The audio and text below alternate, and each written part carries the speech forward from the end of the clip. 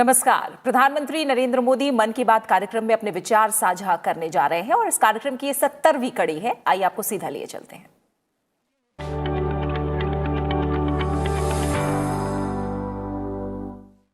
मेरे प्यारे देशवासियों, नमस्कार। आज विजयादशमी यानी दशहरे का पर्व है। इस पावन अवसर पर आप सभी को ढेरों शुभकामनाएं। दशहरे का ये पर्व असत्य पर सत्य की जीत का पर्व है, लेकिन साथ ही ये एक तरह से संकटों पर धैर्य की जीत का पर्व भी है।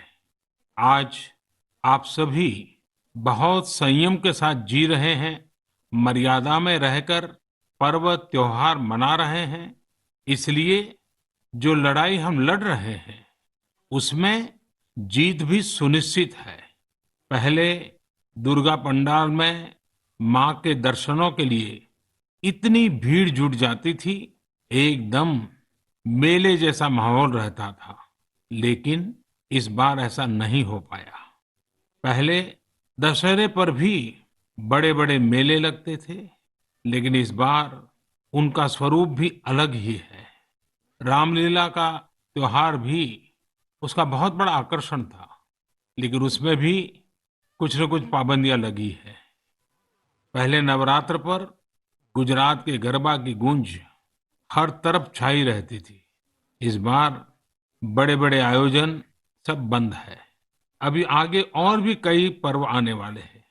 अभी ईद है, शरद पूर्णिमा है, वाल्मीकि जयंती है, फिर धनतेरस, दिवाली, भाई दूज, छठी मैया की पूजा है, गुरु नानक देव जी की जयंती है।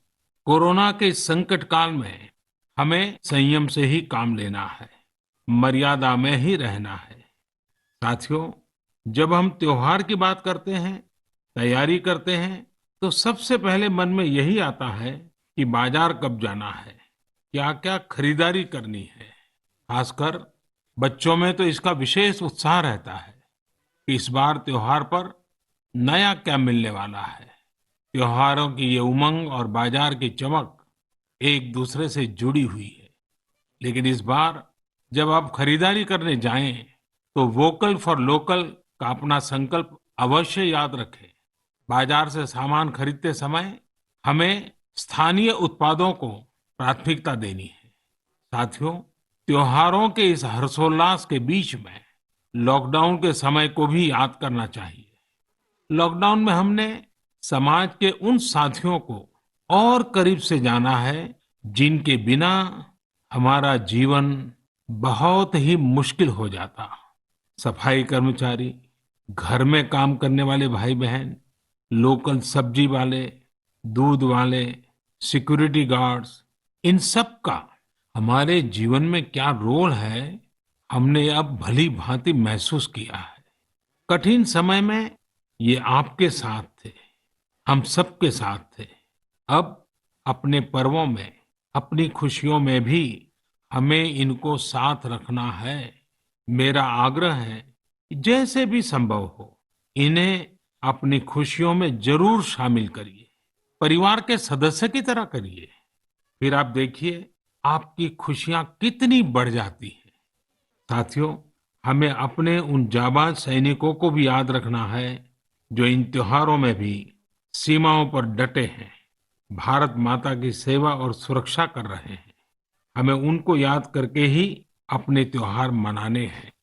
हमें घर में एक दिया भारत माता के इन वीर बेटे बेटियों के सम्मान में भी जलाना है। मैं अपने वीर जवानों से भी कहना चाहता हूं कि आप भले ही सीमा पर हैं, लेकिन पूरा देश आपके साथ है, आपके लिए कामना कर रहा है। मैं उन परिवारों के त्याग को भी नमन करता हूं जिनके बेटे बेटियां आज सरहद पर है। हर वो व्यक्ति जो देश से जुड़ी किसी न किसी जिम्मेदारी की वजह से अपने घर पर नहीं है, अपने परिवार से दूर है, मैं हृदय से उसका आभार प्रकट करता हूं। मेरे प्यारे देशवासियों, आज जब हम लोकल के लिए वोकल हो रहे हैं, तो दुनिया भी हमारे लोकल प्रोडक्ट्स की फैन हो रही है।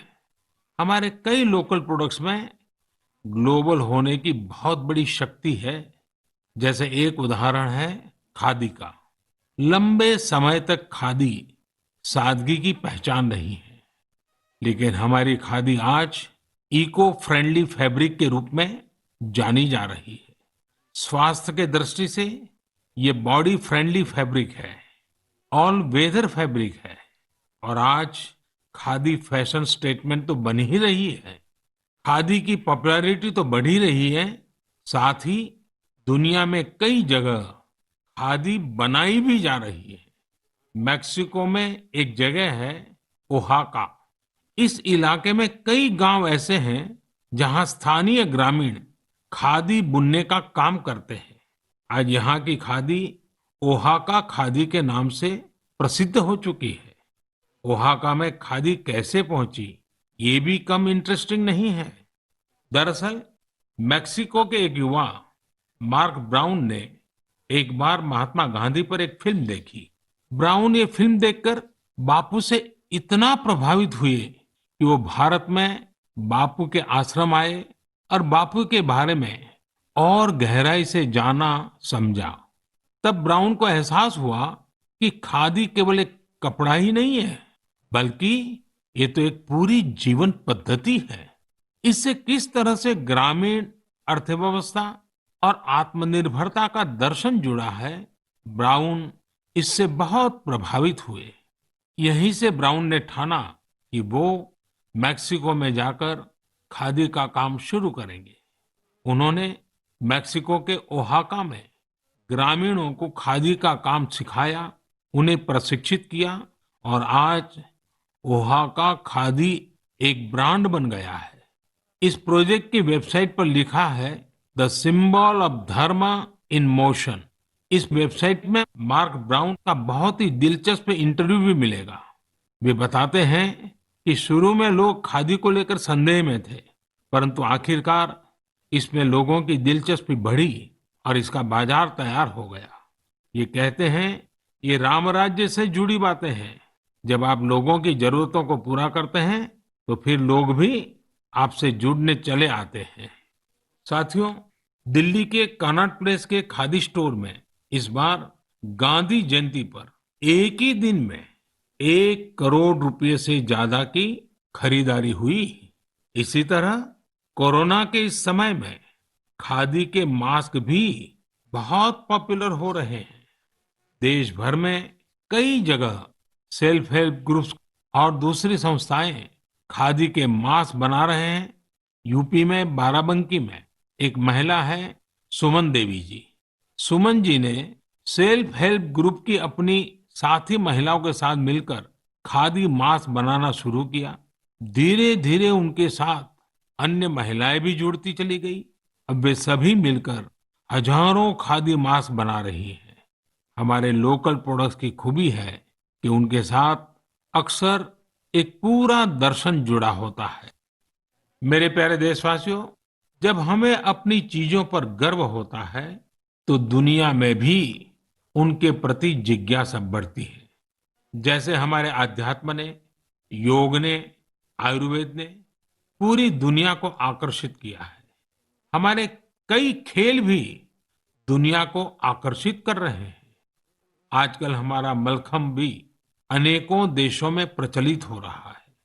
अमेरिका में चिन्मय पाटणकर और प्रज्ञा पाटणकर ने जब अपने घर से ही मलखम्ब सिखाना शुरू किया था तो उन्हें भी अंदाजा नहीं था कि इसे इतनी सफलता मिलेगी।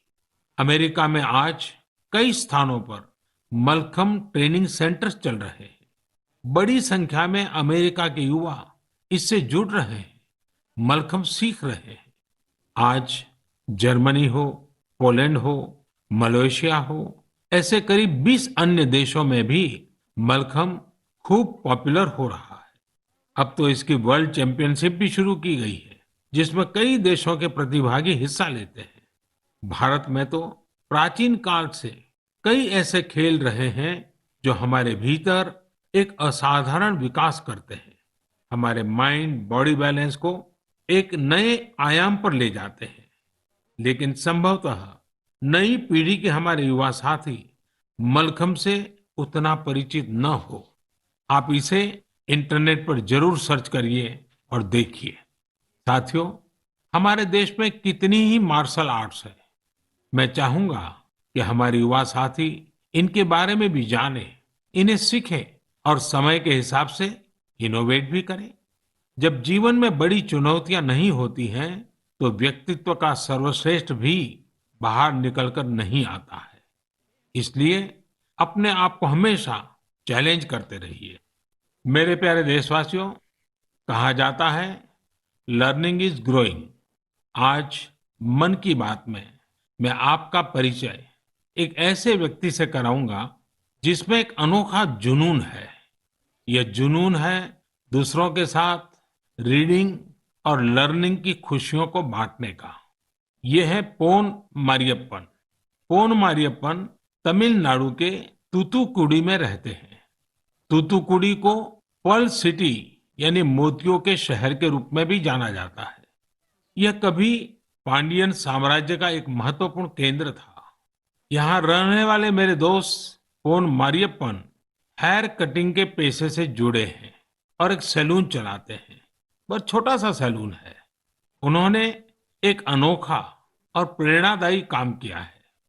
अपने सैलून के एक हिस्से को ही पुस्तकालय बना दिया है। यदि व्यक्ति सैलून में अपनी बारी का इंतजार करने के दौरान वहां कुछ पढ़ता है और जो पढ़ा है उसके बारे में थोड़ा लिखता है, तो पोन मारियप्पन जी उस ग्राहक को डिस्काउंट देते हैं। है ना मजेदार? आइए तूतुकुड़ी चलते हैं, पोन मरियप्पन जी से बात करते हैं। पोन मारियप्पन जी, वणक्कम, नल्ला इरकिंगड़ा। மாண்புமிகு பிரதமர் ஐயாவுக்கு வணக்கம். माननीय प्रधानमंत्री जी नमस्कार।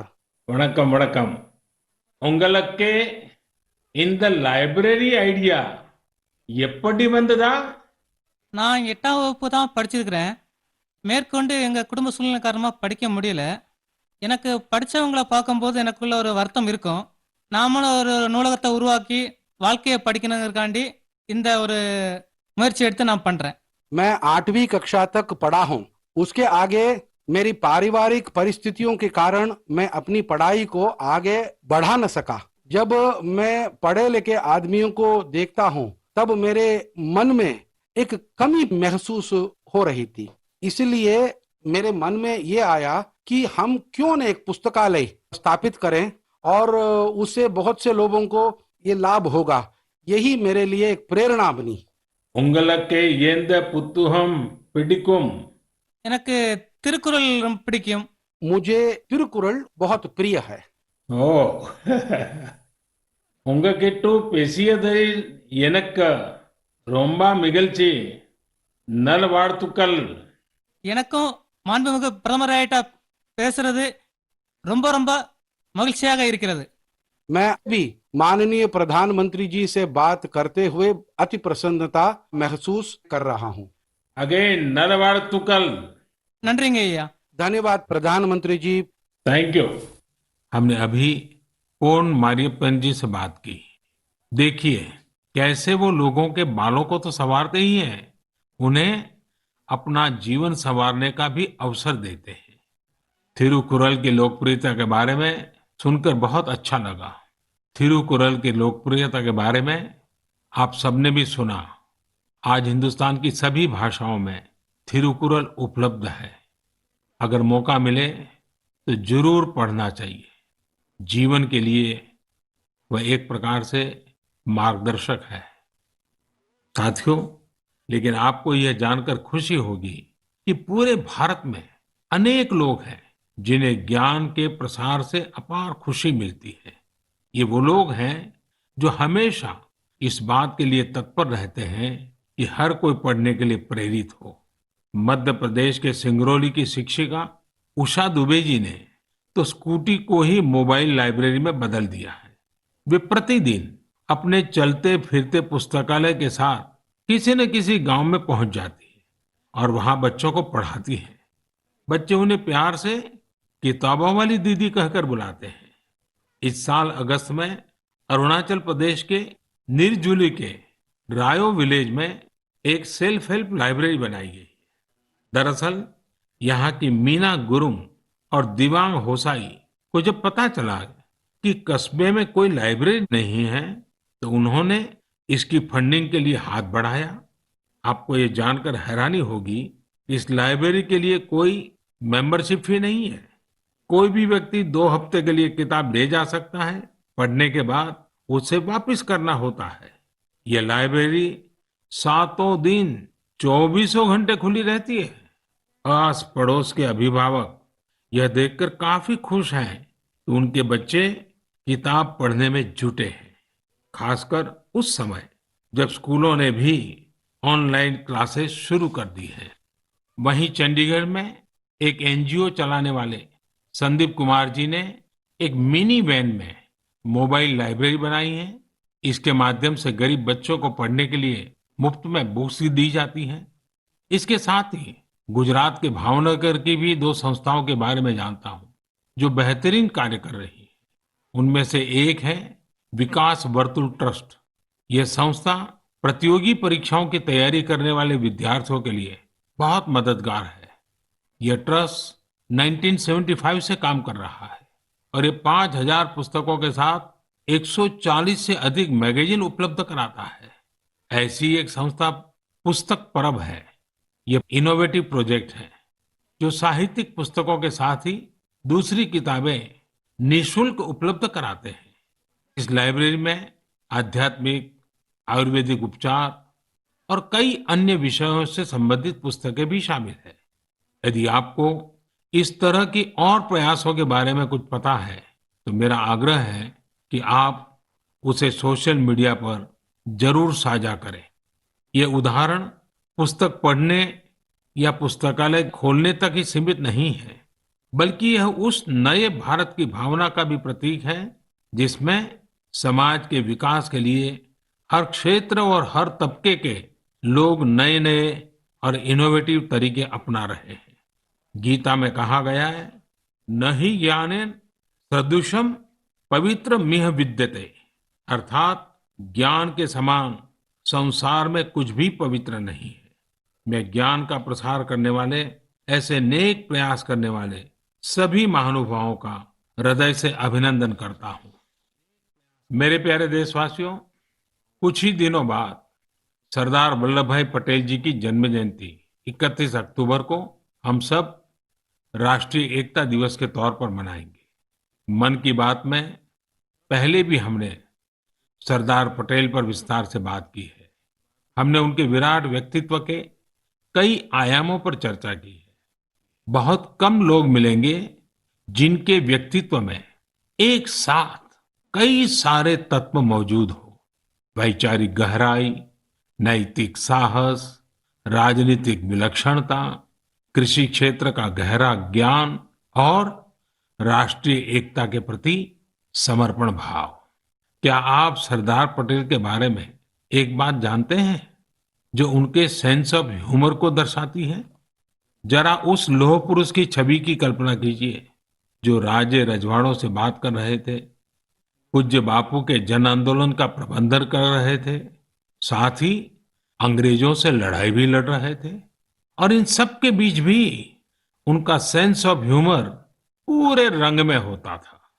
बापू ने सरदार पटेल के बारे में कहा था, उनकी विनोदपूर्ण बातें मुझे इतना हंसाती थी कि हंसते हंसते पेट में बल पड़ जाते थे।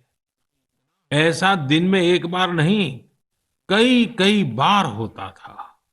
इसमें हमारे लिए भी एक सीख है। परिस्थितियां कितनी भी विषम क्यों न हो, अपने सेंस ऑफ ह्यूमर को जिंदा रखिए। यह हमें सहज तो रखेगा ही, हम अपनी समस्या का समाधान भी निकाल पाएंगे।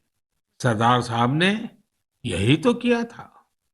मेरे प्यारे देशवासियों, सरदार पटेल ने अपना पूरा जीवन देश की एकजुटता के लिए समर्पित कर दिया। उन्होंने भारतीय जनमानस को स्वतंत्रता आंदोलन से जोड़ा। उन्होंने आजादी के साथ किसानों के मुद्दों को जोड़ने का काम किया। उन्होंने राज्य रजवाड़ों को हमारे राष्ट्र के साथ एक करने का काम किया। ये विविधता में एकता के मंत्र को हर भारतीय के मन में जगा रहे थे।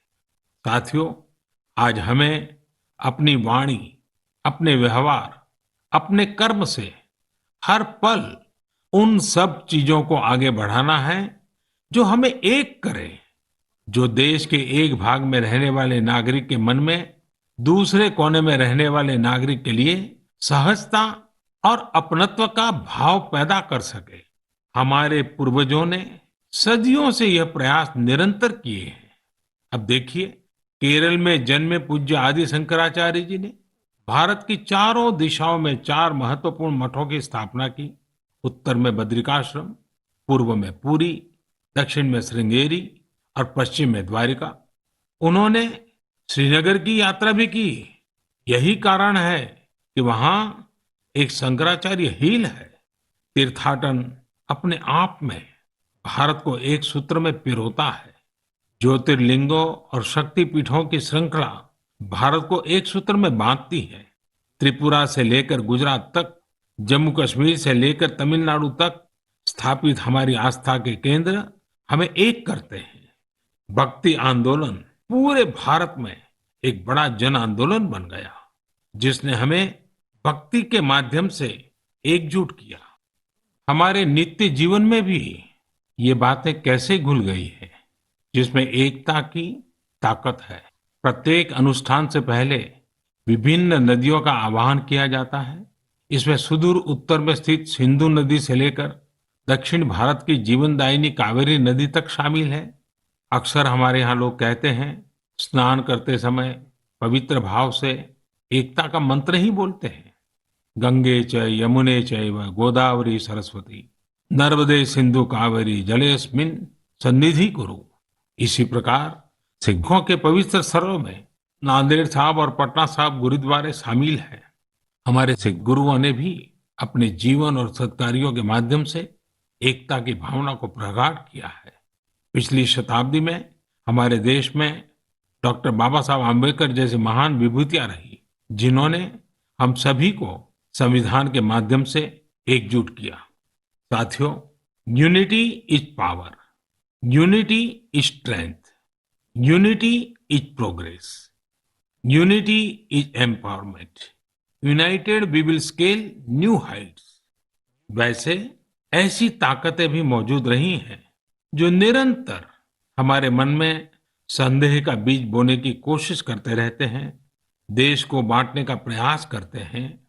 देश ने भी हर बार इन बद इरादों का मुंहतोड़ जवाब दिया है। हमें निरंतर अपनी क्रिएटिविटी से, प्रेम से, हर पल प्रयास पूर्वक अपने छोटे से छोटे कामों में एक भारत श्रेष्ठ भारत के खूबसूरत रंगों को सामने लाना है। एकता के नए रंग भरने हैं और हर नागरिक को भरने हैं। इस संदर्भ में मैं आप सबसे एक वेबसाइट देखने का आग्रह करता हूं, ekbharat.gov.in।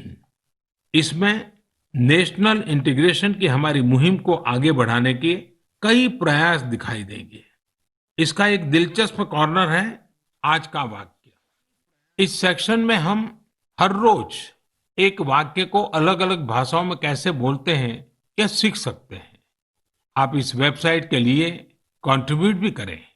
जैसे हर राज्य और संस्कृति में अलग अलग खान पान होता है। ये व्यंजन स्थानीय स्तर के खास इंग्रेडिएंट्स यानी अनाज और मसालों से बनाए जाते हैं। क्या हम इन लोकल फूड की रेसिपी को लोकल इंग्रेडिएंट्स के नामों के साथ एक भारत श्रेष्ठ भारत वेबसाइट पर शेयर कर सकते हैं? यूनिटी और इम्यूनिटी को बढ़ाने के लिए इससे बेहतर तरीका और क्या हो सकता है? साथियों, इस महीने की 31 तारीख को मुझे केवड़िया में ऐतिहासिक स्टैच्यू ऑफ यूनिटी पर हो रहे कई कार्यक्रमों में शामिल होने का अवसर मिलेगा। आप लोग भी जरूर जुड़िएगा। मेरे प्यारे देशवासियों, 31 अक्टूबर को हम वाल्मीकि जयंती भी मनाएंगे। मैं महर्षि वाल्मीकि को नमन करता हूं और इस खास अवसर के लिए देशवासियों को हार्दिक शुभकामनाएं देता हूं। महर्षि वाल्मीकि के महान विचार करोड़ों लोगों को प्रेरित करते हैं, शक्ति प्रदान करते हैं। वे लाखों करोड़ों गरीबों और दलितों के लिए बहुत बड़ी उम्मीद है। उनके भीतर आशा और विश्वास का संचार करते हैं।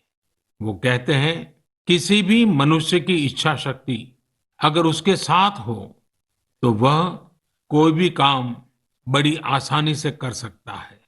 यह इच्छा शक्ति ही है जो कई युवाओं को असाधारण कार्य करने की ताकत देती है।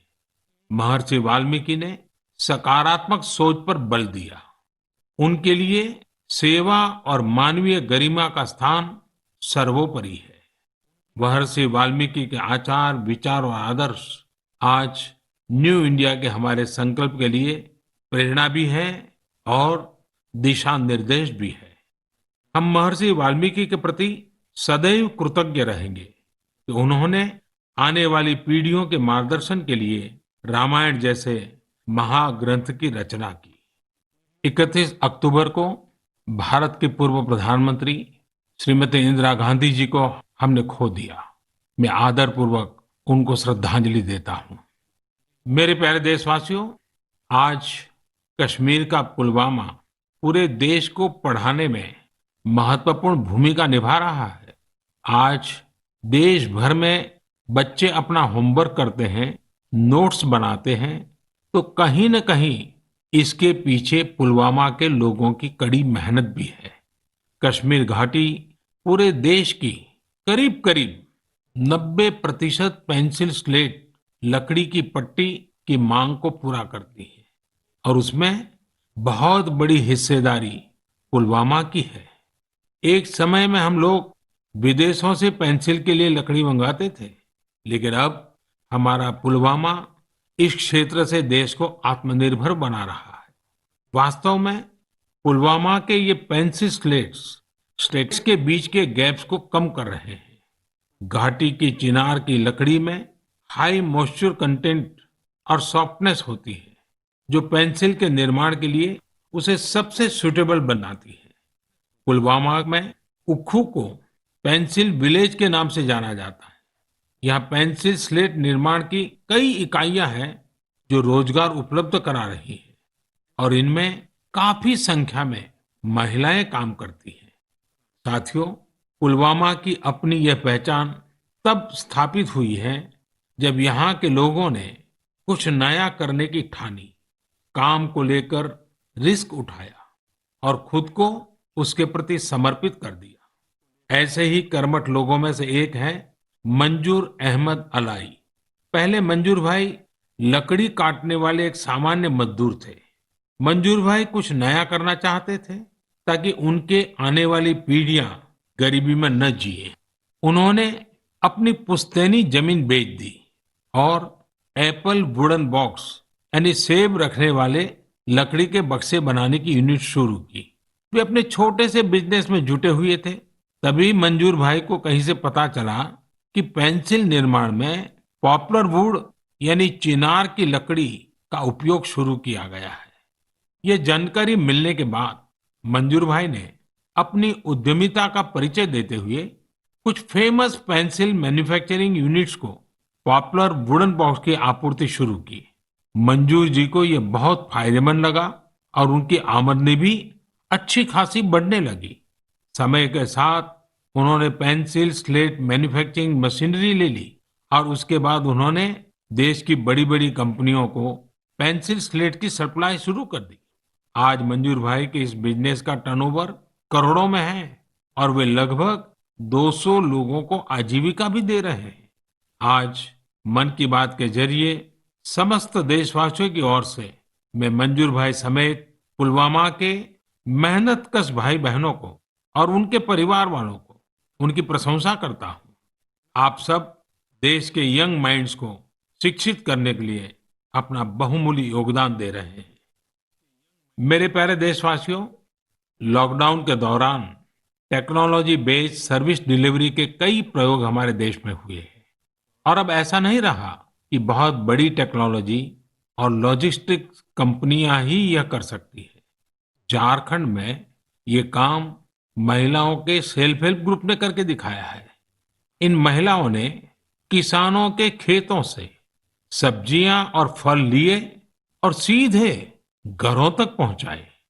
इन महिलाओं ने आजीविका फार्म फ्रेश नाम से एक ऐप बनवाया, जिसके जरिए लोग आसानी से सब्जियां मंगा सकते थे। इस पूरे प्रयास से किसानों को अपनी सब्जियां और फलों के अच्छे दाम मिले और लोगों को भी फ्रेश सब्जियां मिलती रही। वहां आजीविका फार्म फ्रेश ऐप का आइडिया बहुत पॉपुलर हो रहा है। लॉकडाउन में इन्होंने 50 लाख रुपए से भी ज्यादा के फल सब्जियां लोगों तक पहुंचाई हैं। साथियों, एग्रीकल्चर सेक्टर में नई संभावनाएं बनता देख हमारे युवा भी काफी संख्या में इससे जुड़ने लगे हैं। मध्य प्रदेश के बड़वानी में अतुल पाटीदार अपने क्षेत्र के 4000 किसानों को डिजिटल रूप से जोड़ चुके हैं। ये किसान अतुल पाटीदार के ई प्लेटफॉर्म फार्म कार्ड के जरिए खेती के सामान जैसे खाद, बीज, पेस्टिसाइड, फंगिसाइड आदि की होम डिलीवरी पा रहे हैं। यानी किसानों को घर तक उनकी जरूरत की चीजें मिल रही हैं। इस डिजिटल प्लेटफॉर्म पर आधुनिक कृषि उपकरणों भी किराए पर मिल जाते हैं। लॉकडाउन के समय भी इस डिजिटल प्लेटफॉर्म के जरिए किसानों को हजारों पैकेट डिलीवरी किए गए, जिसमें कपास और सब्जियों के बीज भी थे। अतुल जी और उनकी टीम किसानों को तकनीकी रूप से जागरूक कर रही है, ऑनलाइन पेमेंट और खरीदारी सिखा रही है। साथियों, इन दिनों महाराष्ट्र की एक घटना पर मेरा ध्यान गया। वहां एक फार्मर प्रोड्यूसर कंपनी ने मक्के की खेती करने वाले किसानों से मक्का खरीदा। कंपनी ने किसानों को इस बार मूल्य के अतिरिक्त बोनस भी दिया। किसानों को भी एक सुखद आश्चर्य हुआ।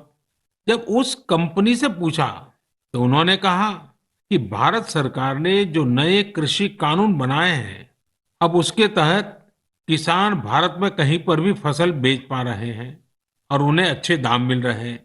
इसलिए उन्होंने सोचा कि इस एक्स्ट्रा प्रॉफिट को किसानों के साथ भी बांटना चाहिए। उस पर उनका भी हक है और उन्होंने किसानों को बोनस दिया है। साथियों, बोनस अभी भले ही छोटा हो, लेकिन ये शुरुआत बहुत बड़ी है। इससे हमें पता चलता है कि नए कृषि कानून से जमीनी स्तर पर किस तरह के बदलाव किसानों के पक्ष में आने की संभावनाएं भरी पड़ी है। मेरे प्यारे देशवासियों, आज मन की बात में देशवासियों की असाधारण उपलब्धियां, हमारे देश, हमारी संस्कृति के अलग अलग आयामों पर आप सबसे बात करने का अवसर मिला। हमारा देश प्रतिभावान लोगों से भरा हुआ है। अगर आप भी ऐसे लोगों को जानते हो तो उनके बारे में बात कीजिए, लिखिए और उनकी सफलताओं को शेयर कीजिए। आने वाले त्योहारों की आपको और आपके पूरे परिवार को बहुत बहुत बधाई। लेकिन एक बात याद रखिए और त्योहारों में जरा विशेष रूप से याद रखिए, मास्क पहनना है, हाथ साबुन से धोते रहना है, 2 गज की दूरी बनाए रखनी है। साथियों, अगले महीने फिर आपसे मन की बात होगी। बहुत बहुत धन्यवाद।